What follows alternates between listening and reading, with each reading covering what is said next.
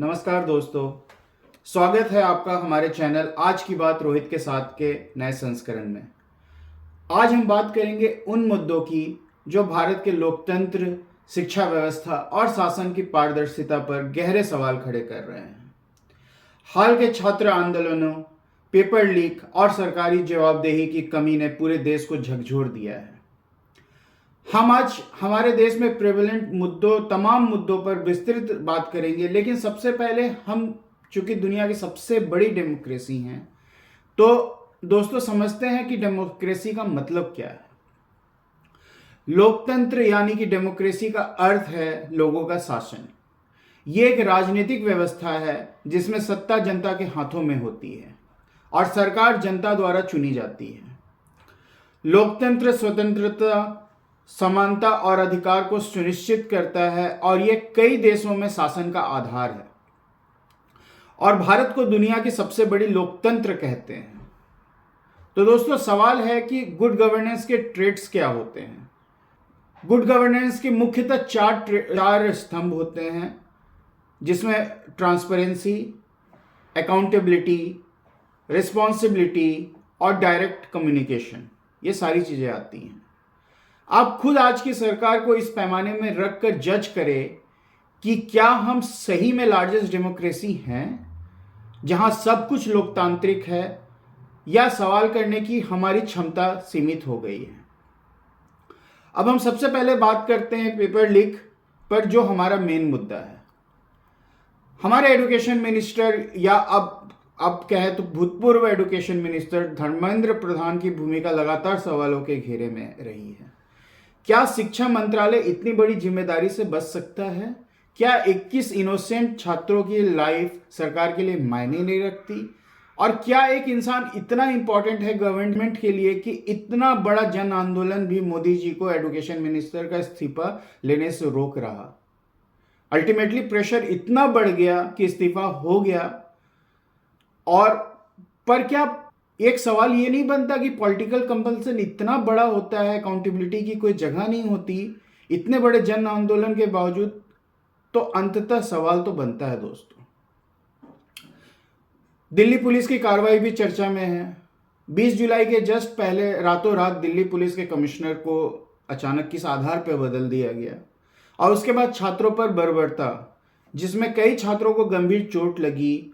कुछ असामाजिक तत्व, जिन्हें मैं स्टूडेंट्स तो कतई नहीं कह सकता, उन्होंने पुलिस पर भी आक्रामक रुख अपनाया। मैं उसे जस्टिफाई नहीं कर सकता, पर न्यूटन का ही एक लॉ है, to every action there is an equal and opposite reaction. तो जब प्रोटेस्ट पीसफुल था, तो फिर tear gas, use of force कहां से जस्टिफाइड हो सकती है? गवर्नमेंट का मेट्रो स्टेशन बंद कर देना और सुप्रीम कोर्ट का हस्तक्षेप करने से मना कर देना, ये सब कई सवालों को जन्म देते हैं दोस्तों, जिनका कोई सटीक जवाब ना तो सरकार से मिलेगा और ना मेन स्ट्रीम मीडिया से। अब जब सुप्रीम कोर्ट के वकील भी आंदोलन के सपोर्ट में आ गए और छात्रों की मांगों को जायज ठहराने लगे, तो भविष्य में जन आंदोलन का रूपरेखा क्या होगा, इस जन आंदोलन की सफलता के बाद यह भी देखना दिलचस्प होगा। दूसरा मुद्दा है एथेनॉल संकट का। सवाल उठता है कि जब नितिन गडकरी जैसे बड़े मंत्री इस नीति के केंद्र में हैं, तो उन्हें जवाबदेह क्यों नहीं ठहराया जा सकता। तीसरा बड़ा मुद्दा है एफडीआई, एफआईआई के कंटिन्यूस आउटफ्लो का। लगभग एफआईआई 1.6 लाख करोड़ सिर्फ इक्विटी से आउटफ्लो कर चुकी है, जिसमें रुपी डेप्रिसिएशन बहुत बड़ा कारण है।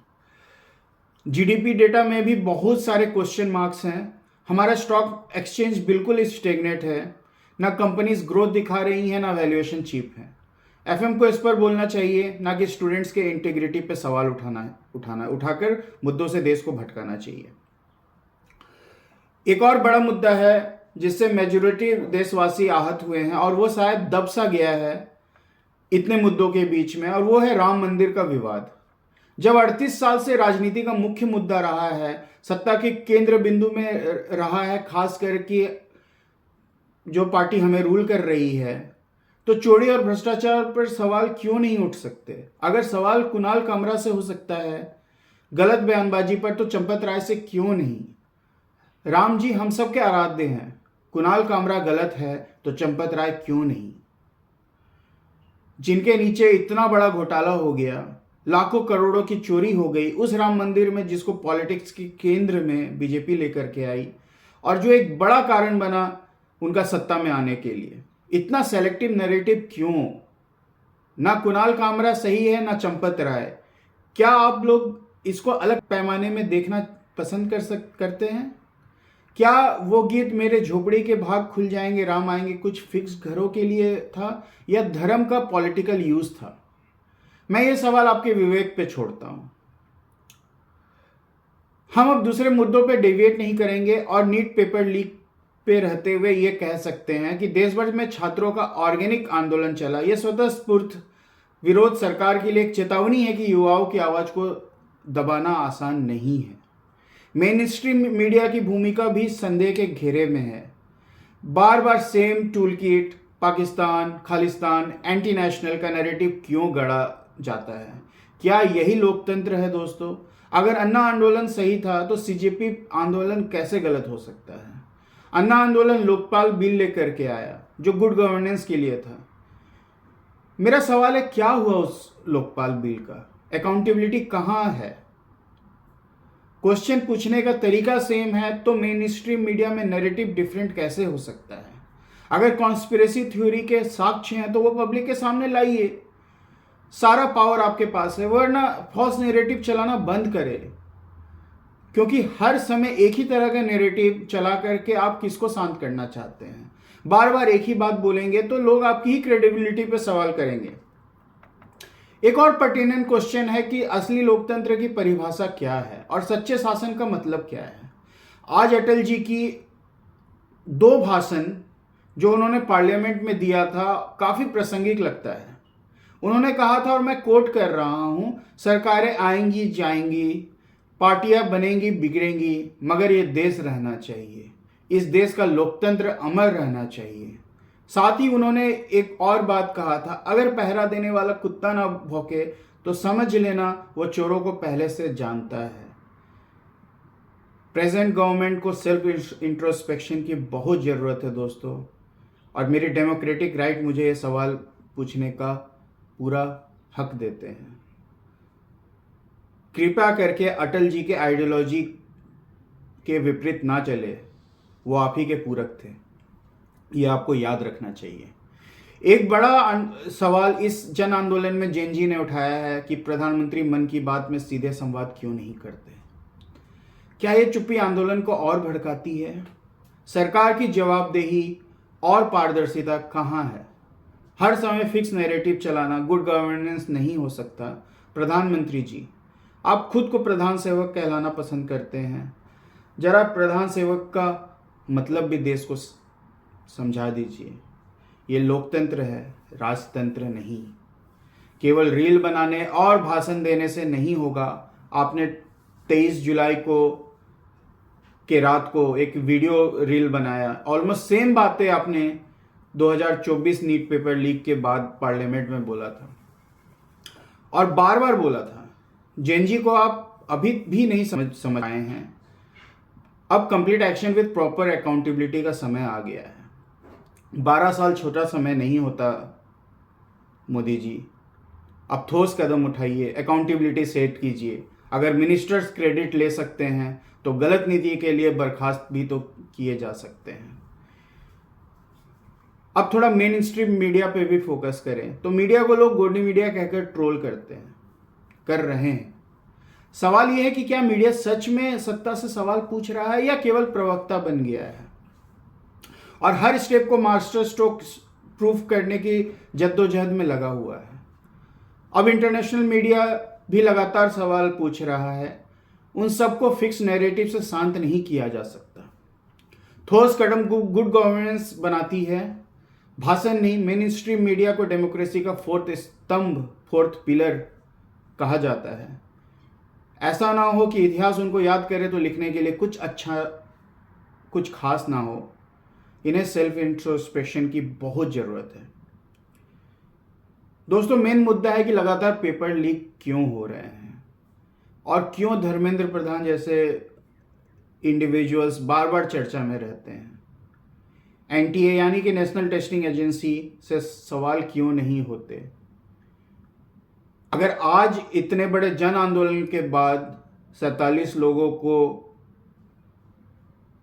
अकाउंटेबल ठहराया जा सकता है, तो पेपर लीक तो काफ़ी दिन पहले हुआ था। उस समय आपने क्यों नहीं माना कि गलती हुई है? हर चीज़ का जवाब जन आंदोलन नहीं हो सकता। खुद की भी अकाउंटेबिलिटी होनी चाहिए, क्योंकि सब कुछ आपके संरक्षण में ही चल रहा था। तो इतनी हठधर्मिता, इतना स्टबर्नेस क्यों? क्या यह सवाल वाजिब नहीं है? अंत में एक सवाल Delhi university, JNU, IIT Roorkee जैसे बड़े संस्थानों से भी, कि आप स्टूडेंट्स को प्रोटेस्ट करने और सवाल करने से क्यों रोक रहे हैं? क्या ये उनका डेमोक्रेटिक राइट नहीं है? लोग अकाउंटेबिलिटी के लिए सवाल नहीं करेंगे, उनको एंटी नेशनल कहा जाएगा। तो ये इतने बड़े डेमोक्रेटिक कंट्री, सबसे बड़े डेमोक्रेसी के लिए जस्टिफाइड कैसे हो सकता है? दोस्तों, इन सभी सवालों का सार यही है कि लोकतंत्र केवल चुनाव जीतने का नाम नहीं है। लोकतंत्र का असली अर्थ है जवाबदेही, पारदर्शिता और जनता से सीधा संवाद। अगर सरकार सवालों से बचती है, मीडिया सत्ता का प्रवक्ता बन जाता है और छात्रों की आवाज़ दबाई जाती है, तो लोकतंत्र कमज़ोर होता है। आज हमें यह पूछना होगा, क्या लोकतंत्र जनता की आवाज़ है या केवल सत्ता का खेल? अगर जवाबदेही नहीं होगी तो आंदोलन और गहराएगा, और अगर संवाद होगा तो लोकतंत्र मजबूत होगा। मेरी गवर्नमेंट से रिक्वेस्ट है कि अकाउंटेबिलिटी फिक्स करे और सवालों से भागे नहीं। देश ने आप पर विश्वास दिखाया है, लगातार दिखाया है। सवाल विपक्ष से पूछने के लिए नहीं। हम विश्व गुरु प्रॉपर एक्शन से बनेंगे, प्रॉपर ट्रांसपेरेंसी से बनेंगे, प्रॉपर कम्युनिकेशन से बनेंगे। स्टूडेंट से रिक्वेस्ट है कि भाषा की मर्यादा में रहकर सवाल करें, सवाल पूछें, कठोर सवाल पूछें, लेकिन डेमोक्रेटिक वे में। असामाजिक तत्वों से बचें, क्योंकि democracy at the end of the day is government of the people, by the people, for the people. Dinkar ji के एक शब्द थे, सिंहासन खाली करो कि जनता आती है। पहले भी प्रासंगिक थी, आज भी है और हमेशा रहेगी। इन सवालों के साथ मैं आपको छोड़े जा रहा हूं। इनका तार्किक उत्तर मिलना बहुत जरूरी है, और उम्मीद है कि इतना बड़ा जन आक्रोश देखने के बाद गवर्नमेंट सही मुद्दों के साथ खड़ी रहेगी, अकाउंटेबिलिटी सेट करेगी, और हमारा देश जो हमेशा से सर्वश्रेष्ठ था अपने नीतियों के लिए, गांधी का देश है, अपने अहिंसावादी नीतियों के लिए, वहाँ प्रोटेस्ट करना, अपना अधिकार मांगना, इसको प्लीज़ एंटी नेशनल संबोधित करना बंद करें, क्योंकि देश मेरा भी है, देश आपका भी है, देश सबका है। नमस्ते दोस्तों, जय हिंद, इनकलाब जिंदाबाद।